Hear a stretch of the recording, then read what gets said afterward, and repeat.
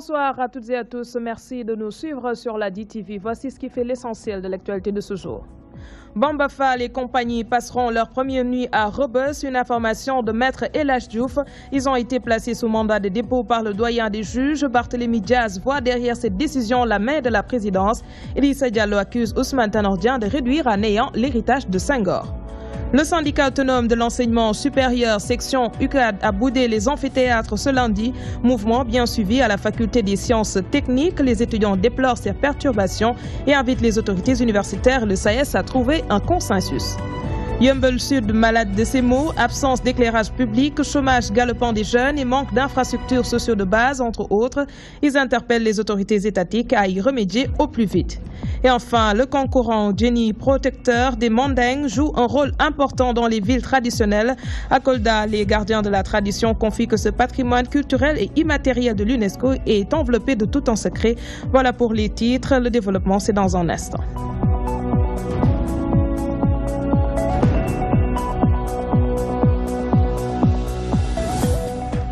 Le chanteur non-voyant Ablaye Mbaye est décédé ce lundi des suites d'un malaise. Il est tombé en pleine répétition dans le studio de Baba Hamdi. La dépouille se trouve présentement au centre de santé Gaspard Camara. Le musicien était connu pour sa ressemblance avec le roi du Mbalar, Youssou Ndour, ou en tout cas pour le timbre de sa voix. Parmi ses titres phares, ce pays, Yaay Magna, DTV présente ses sincères condoléances à la famille éplorée. Je vous le disais en titre, saccage de la maison du Parti socialiste Bamba Fall et compagnie placée sous mandat de dépôt. Une information de Maître El Hadji Diouf. Selon lui, le doyen des juges estime que le maître de poursuite plutôt estime que les chefs d'accusation portés à l'encontre des prévenus sont graves. Barthélémy Diaz parle d'une décision commandée par la présidence. Idrissa Diallo accuse Ousmane Tanor Dieng d'être le responsable de cette situation, suivant la réaction de Maître El Hadji Diouf au micro de Codé Ndiaye. Des juges d'instruction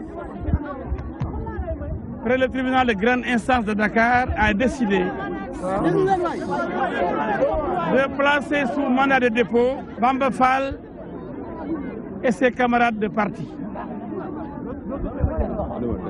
Malgré toutes les observations formulées par les avocats de la défense, pour montrer que dans ce dossier, les personnes interpellées comme Bamba Fall n'ont jamais été gardées à vue.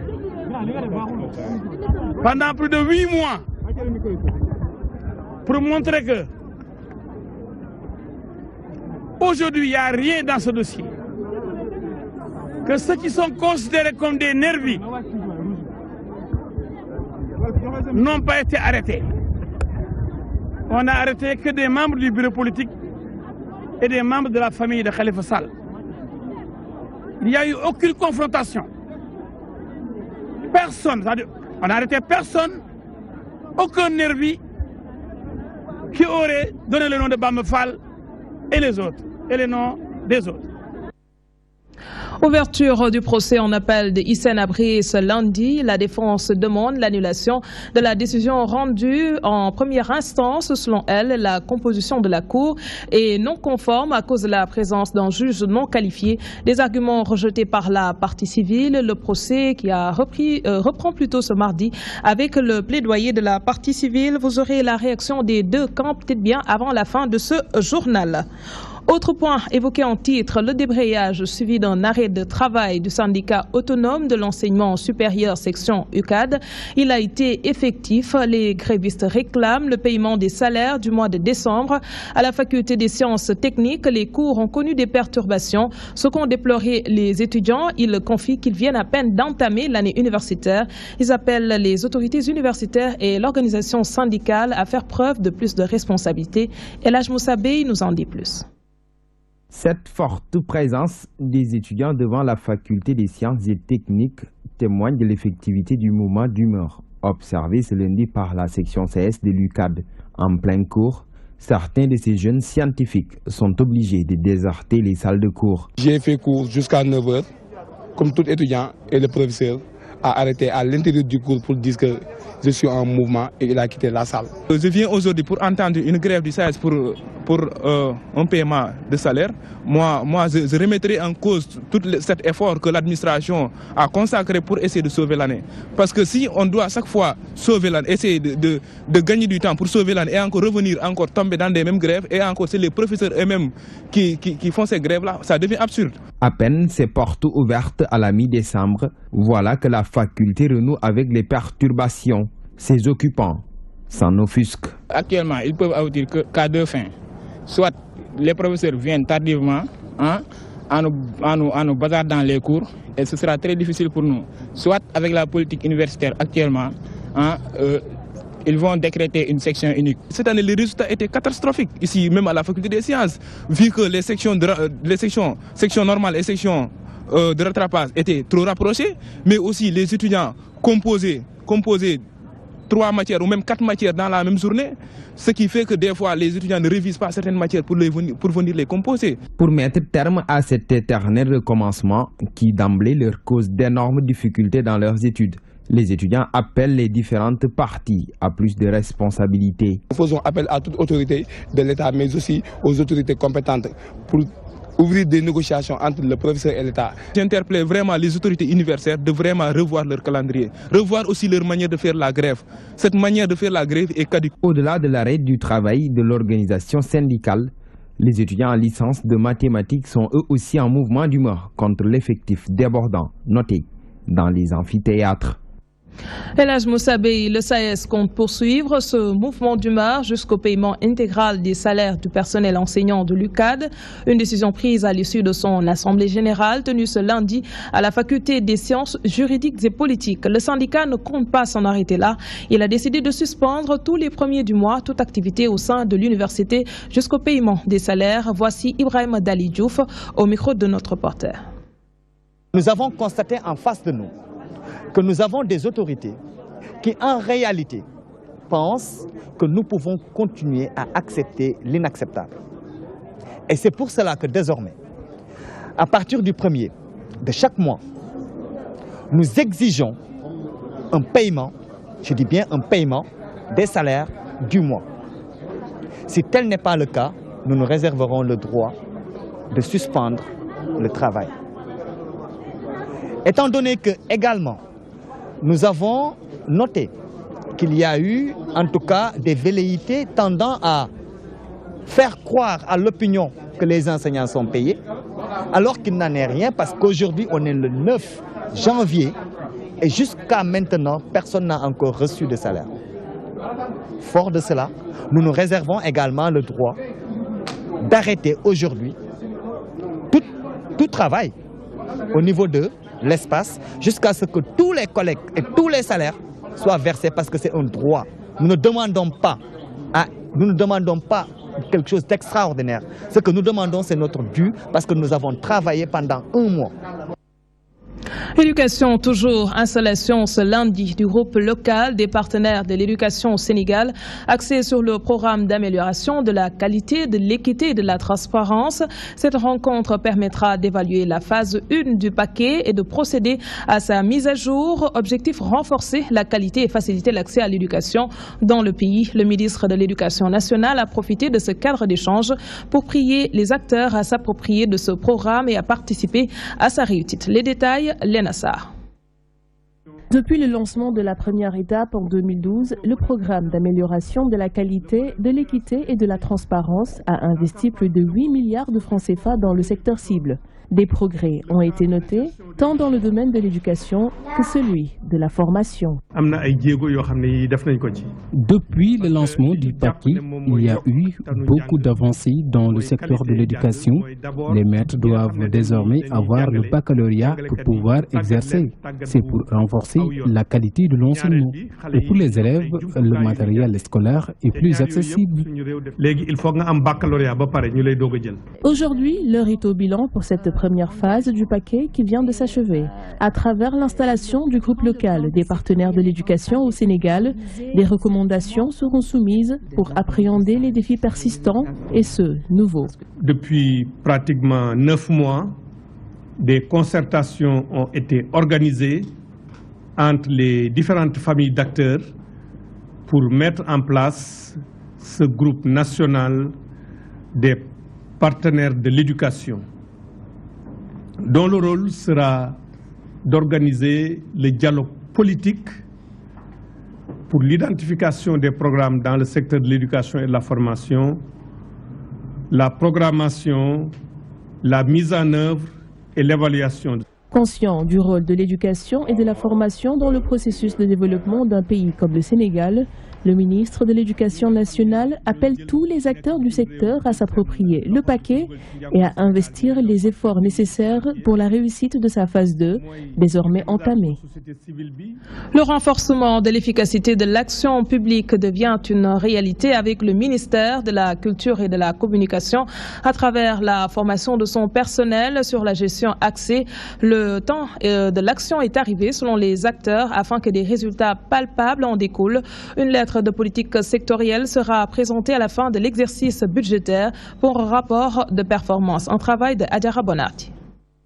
La gestion axée sur les résultats devient une préoccupation majeure du ministère de la Culture et de la Communication. Dès lors, former son personnel en ce sens devient un impératif. Cette rencontre semble donc venir à point nommé.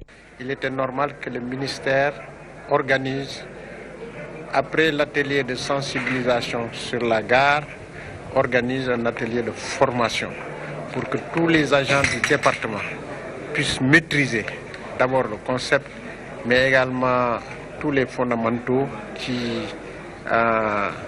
font que la gestion axée sur les résultats est devenue maintenant une nécessité. C'est pourquoi l'ensemble des cadres du département participent à ce projet, des agents des services régionaux jusqu'aux agents du niveau central. Après avoir identifié les différents domaines auxquels ils vont agir, des résultats concrets s'imposent. Pour la culture, par exemple, un ensemble de mesures sont en vue pour les projets. Je prends l'exemple de l'école nationale des arts et métiers. D'abord, le concept est dégagé. Auparavant, c'était l'école nationale des arts. Maintenant, on y ajoute des métiers. Ça suppose qu'il y a une réflexion qui s'est menée en amont. Si nous devons appliquer la gare sur cet établissement, il faudrait que nous arrivions à déterminer tout ce qui est contenu pédagogique, tout ce qui est design infrastructurel, tout ce qui est capacité d'accueil, tout ce qui est réalisation. Et à la fin, ce que nous visons, c'est que l'école soit construite, que l'école soit opérationnelle. Comment, avec quel budget et tout ça. Donc voilà un peu schématiquement dit ce que nous pouvons faire au niveau du ministère avec plusieurs secteurs. Ainsi, à travers un atelier de 3 jours, il sera beaucoup question de renforcer l'efficacité de l'action publique. Plusieurs résultats sont attendus, dont la compréhension du mécanisme d'introduction de la gare, gestion axée sur les résultats, la maîtrise des concepts, clés et outils, mais aussi une mise en application pratique du programme par les acteurs, entre autres. Changeant de registre, le collectif des cadres casamançais souhaite une issue heureuse à la crise gambienne. Pierre Goudiaby Atepa et compagnie demandent au président sortant Yaya Jammeh de respecter la volonté du peuple gambien. Ils ont manifesté leur désaccord contre toute intervention militaire. Toutefois, les cadres casamançais réitèrent leur engagement à accompagner le président Macky Sall. Les précisions de Mansour Sow.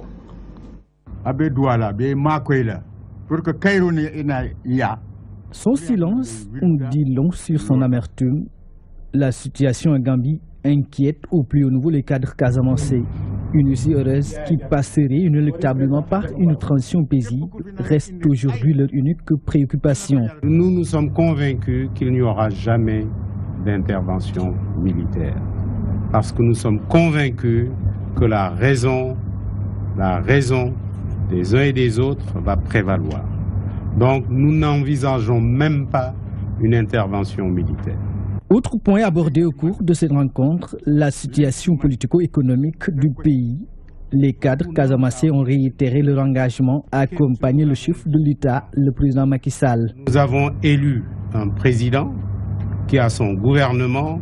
Nous serons toujours, en tant que Sénégalais, derrière toutes les décisions que le président de la République ou le gouvernement du Sénégal voudra bien prendre. Ça, c'est clair, c'est net, c'est précis.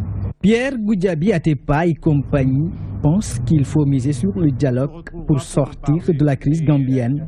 Ces cadres casamassés ont catégoriquement manifesté leur désaccord quant à une quelconque intervention militaire en Gambie.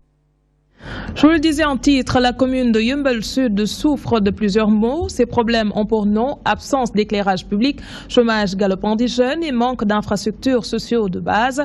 Entre autres situations dénoncées par les habitants de cette localité qui s'inquiètent pour l'avenir de leurs enfants. Ils souhaitent des mesures idoines pour y remédier au plus vite. Un sujet de Abdoulaye Wanyanga.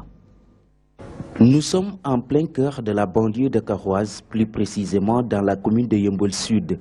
Les populations de cette localité font face à un certain nombre de problèmes. Parmi ces difficultés figure la question du chômage galopant des jeunes. Ils sont nombreux ces jeunes qui sont sans emploi, une situation que ces derniers fustigent. Nous sommes tous des chômeurs. Nous passons tout notre temps autour du thé. C'est comme si nous ne sommes pas des Sénégalais. Les habitants des différents quartiers de cette commune populeuse de la banlieue sont aussi confrontés à des problèmes liés à l'insécurité. Il n'y a pas d'éclairage public. L'accès aux soins sanitaires de qualité constitue aussi un véritable casse-tête pour les habitants de cette collectivité locale du département de Pikine. Se soigner est un véritable casse-tête pour nous, les populations de Yeumbeul. La problématique des inondations n'est toujours pas un vieux souvenir à Yeumbeul Sud. Les populations de certains quartiers vivent le calvaire des eaux pluviales, d'où leur cri du cœur à l'endroit des autorités étatiques pour y apporter des solutions idoines. Pendant la période d'hivernage, nos maisons sont inondées. Il faut que des solutions soient trouvées pour régler le problème. Yeumbeul Sud fait partie des 16 communes du département de Pikine. Elle souffre de plusieurs maux. Les populations appellent à ce que des mesures soient prises pour solutionner leurs problèmes. De la banlieue, nous nous rendons dans l'intérieur du pays. Après Kolda, Kaolack a accueilli la tournée politique de l'Alliance nationale des cadres pour le progrès de l'AFP, une initiative du secrétaire général de cette formation politique. Objectif, solidifier et élargir les bases du parti. Les militants ont salué cet acte posé. Toutefois, ils en ont profité pour lister leurs doléances. Ndeye Fatim Lo était de la partie. C'est par ces pas de danse que les militants ont accueilli le coordinateur des cadres de l'AFP. La commune de Dia est la première étape de cette visite politique qui vise à massifier le parti et élargir ses bases dans la région de Kaolack. Préparer les échéances électorales, législatives, mais également la prochaine présidentielle 2019 et les élections locales 2019. Que le parti se prépare pour faire face à toutes ces échéances et les remporter haut la main. C'est la coalition Benno Bokk Yakaar. Moustapha Niasse demande aux militants de se mobiliser autour des responsables pour renforcer et maintenir les acquis au sein de la coalition. Après Dia, cap sur Keur Socé, puis Guinguinéo, à chaque étape, les militants n'ont pas manqué d'énumérer leurs doléances. Vous êtes passé par la route, vous avez vu son état. Elle est ainsi depuis plus de 20 ans. Il s'y ajoute que nous n'avons qu'un seul CM pour tous nos enfants. Beaucoup d'entre eux étaient partis à Gandiaï pour étudier. Mais puisqu'ils n'ont pas d'endroit où habiter, ils ont abandonné les études. Le responsable départemental de l'AFP à Kaolack rassure, le secrétaire général du parti prendra en compte ces revendications. Toutefois, il demande aux militants des 13 sections de l'AFP de Kaolack de s'inscrire sur les listes pour la réélection du président Macky Sall. Moustapha Niasse s'est engagé auprès de Macky Sall pour sa réélection. Si vous ne vous inscrivez pas sur les listes électorales, nous n'aurons pas les moyens pour respecter cet engagement. Cette visite a permis au coordinateur de l'Alliance des cadres de l'AFP de sillonner Kaolack. Il a pu écouter les militants et partager avec eux leurs préoccupations. Dans les jours à venir, 100 militantes seront formées dans la transformation des produits halieutiques et céréaliers. 20 bourses de formation seront aussi octroyées aux jeunes du parti. Qui ne connaît pas le Kankourang? Il est le génie protecteur des Mandingues et joue un rôle important dans les villes traditionnelles. Dans la région du Fouladou, cet être mythique apparaît durant les mois de septembre et octobre à l'occasion des cérémonies de circoncision. Selon les gardiens de la tradition à Kolda, ce patrimoine culturel immatériel est enveloppé de tout un secret, nous dit Djibi Sardioni. Son accoutrement n'est pas difficile à décrire. Recouvert d'un costume en fibre rouge, le concurrent est toujours muni de 2 machettes dans ses mains qu'il croise par moments. Cet être mythique est, selon ces gardiens de la tradition à Kolda, enveloppé de tout un secret. Personne n'a le droit de démystifier le concurrent, parce que c'est un être mythique. C'est un secret que nous a légué nos parents. C'est un secret pour les Socé, les Peuls et les Bambara. Bref, c'est un secret pour le monde entier. À Kolda, le concurrent apparaît en période d'hivernage au moment des cérémonies de circoncision. Ainsi, il joue un rôle important dans la vie des initiés. Quand le Kounyang, c'est-à-dire l'enfant qui est circoncis, tombe malade, on ne l'emmène pas à l'hôpital ni chez lui. On fait appel au concurrent pour le soigner. Si le concurrent sort, il fait le tour de la ville pour les protéger des mauvais esprits. Donc son rôle, c'est de protéger les enfants qui sont en initiation. Le concurrent était interdit il y a de cela quelques années pour des raisons de sécurité, ce qui fait que sa sortie suit toute une procédure.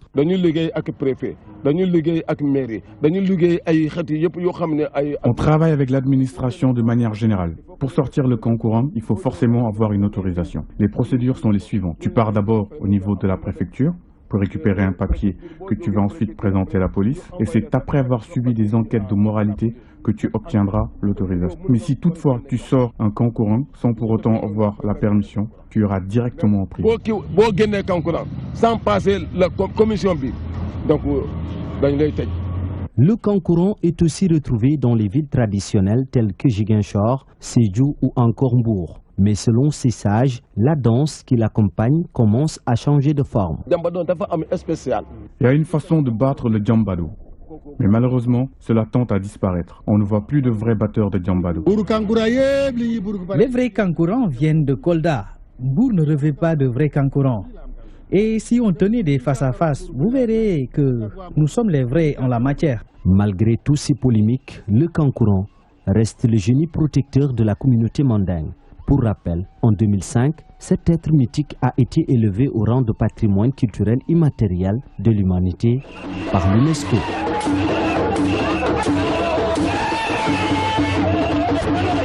Nous en venons à la page sport et nous recevons sur ce plateau Papa Alassane Ndiaye qui est chroniqueur sportif. Bonsoir. Bonsoir Aram. Alors, match de préparation des Lions en vue de la CAN 2017. Les Lions qui commencent par une victoire. Oui, en effet Aram, les hommes d'Aliou Cissé avec une équipe essentiellement composée de remplaçants se sont imposés sans trop forcer hier en match de préparation face à la Libye avec des buts inscrits par Moussa Sow à la 18e minute.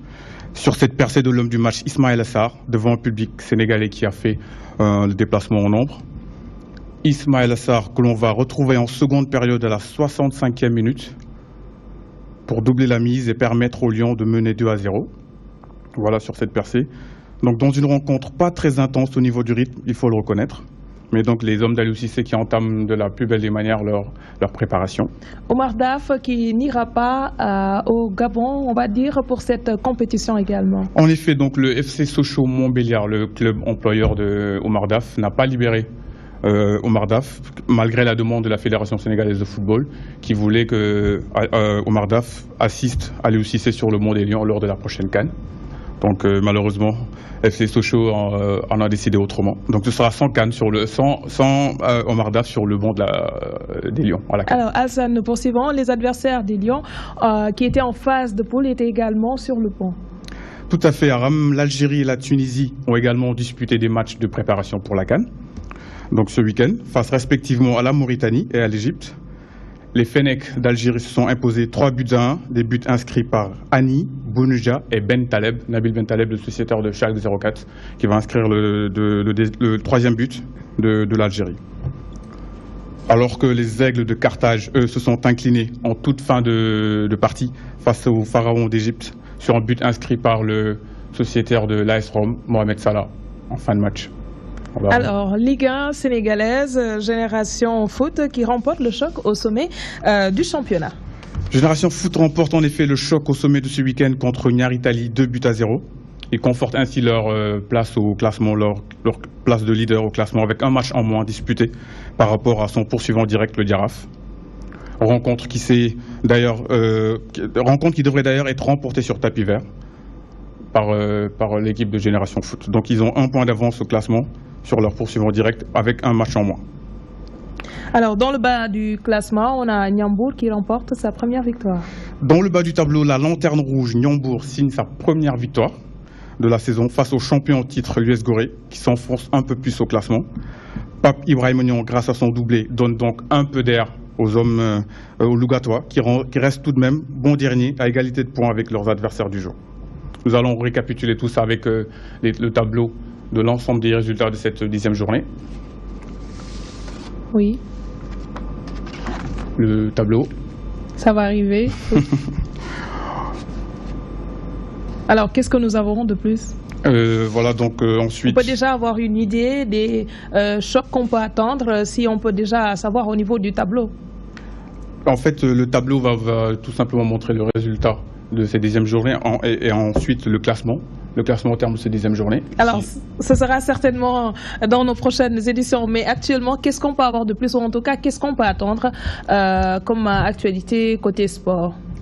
Alors, ce week-end, nous aurons donc droit à une 11e journée, tout simplement. Pour le moment, il n'y a pas forcément d'actualité sportive cette semaine. On a encore un autre élément qui revient sur les performances des athlètes qui étaient partis au niveau des compétitions des JO de 2016, c'est bien ça? Voilà, par ailleurs, donc, la performance des sportifs de l'espace francophone lors des derniers Jeux olympiques étant jugée pas satisfaisante. C'est la raison pour laquelle l'INSEPS s'est penché ce matin sur la problématique des entraîneurs. La finalité est de les amener à mieux encadrer nos sportifs en vue des Jeux Olympiques de 2020. C'est un reportage signé Fatou Bintou Diagne. Alors, l'élément semble ne pas être prêt. Qu'est-ce que nous avons également, toujours dans la même discipline, ou c'est une autre que nous allons aborder? Pour finir, ce sera du karaté. Donc, le kata saint-louisien compte conserver sa longueur d'avance sur les autres régions à l'heure de sa modernisation. Selon le président de la Ligue de karaté de Saint-Louis, Alassane Touré, la pratique du grand Maraï Djakou est révolue dans les dojos saint-louisiens. Gambi Diagne et Ousseinou Fall ont recueilli ces explications lors de la vulgarisation de la méthode italienne dans les salles de la région de Saint-Louis. Alors, certainement, ce sera également avec Modouba Kenyan ou Abdoulaye Ndiaye, parce qu'on est poursuivi par le temps et on doit suivre BBC Info. Certainement, on y reviendra plus amplement. Vous pourrez suivre dans un instant le journal avec BBC Afrique. C'était tout pour ce soir. Merci de nous avoir suivis. Merci également à l'équipe technique. Rendez-vous demain à 20h, s'il plaît à Dieu. Passez d'excellents moments en compagnie de nos programmes.